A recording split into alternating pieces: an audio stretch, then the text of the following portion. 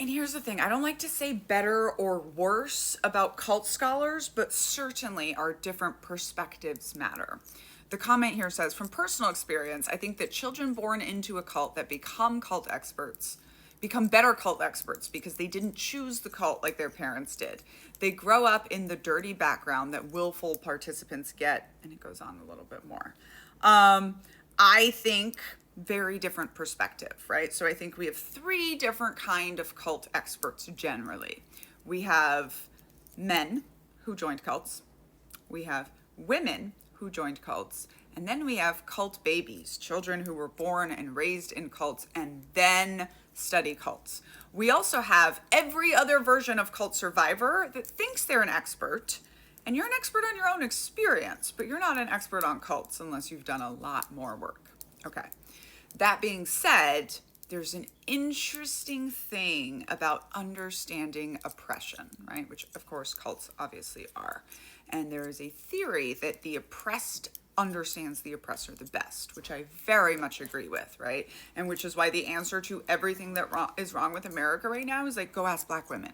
They know, they understand, right? So male cult experts, to me, have a very limited understanding of cults. They can study it, and they can have that version of understanding helped a little bit by their experience. But if you were a straight white man in a white American cult, even if that was international, you didn't experience all of it. You just didn't. So you have a limited perspective.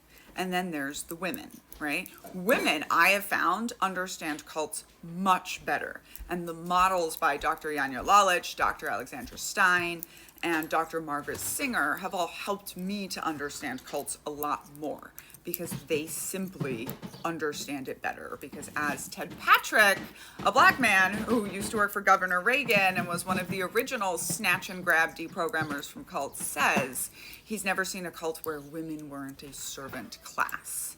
So fast forward to children. I truly believe that children who grew up in cults understand it the best and understand a perspective that none of the other kinds of experts are ever going to have, because coercive control was our mother tongue. We grew up watching this bonkers stuff be sold to us as normal. I've had someone ask me before, what still mystifies you about cults? Nothing. They're not actually magic. There's nothing mystifying about it. I understand all of it because children, again, are the most oppressed in cults, and we have a perspective that nobody else has coming up in them. Finally, as far as I know, I'm the first American cult expert that has American military experience. And it has been quite interesting because if you hang out your shingle as I know about cults, you're immediately going to be asked two questions. And I think these two questions are very telling. What about the military and what about Alcoholics Anonymous?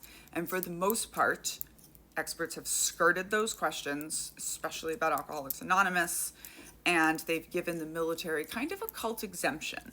Either no, it's not a cult and here's why, or yes, it is a cult, but we have to have it. And I, as the first cult expert with military experience, and not just a little bit of military experience, but like intelligence officer, deployed to war twice, knows a lot about the internal structure of the United States military and how it works. I can debunk every single cult waiver they've ever given the military. It is a cult. We just don't want to have that conversation. We don't want to have the conversation that we've asked 1% of our population to be in a cult that hurts them, the individual, and their families and children, as cults usually do, in order to protect us. And that is the same thing with Alcoholics Anonymous. We do not want to have the conversation that we just want a group, a high control group, to throw away our addicts to. And we don't want to have to investigate whether it's a good group or not, or whether a group is even the answer to dealing with addiction, because it's probably not. It's probably a mixture of therapy, medication, and lifelong community support, not being tossed away to some group. But I think just the fact that you get those two questions from anyone after you define a cult, and everyone, makes it very clear that these two groups are cults and we need to talk about them more. But once again, looking at the perspective is very important.